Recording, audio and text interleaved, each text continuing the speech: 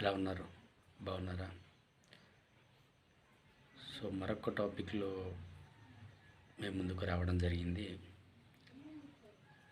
ఎలా ఉన్నారండి?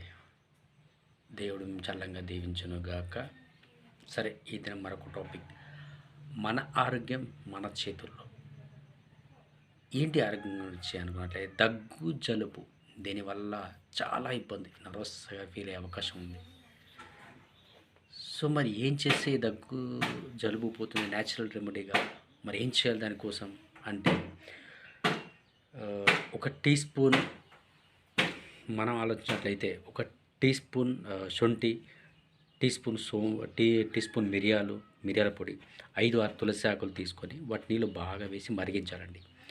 మరిగించిన తర్వాత ఆ ఆకులు నీటిలో వాటిని ఏం చేయాలంటే తీసుకొని నీటిలో బాగా మరిగించిన తర్వాత చల్లారి వడబోసి టీ స్పూన్ తేనె కలిపి రోజుకు 3-4 సార్లు తాగితే జలుబు, దగ్గు తగ్గుతాయి.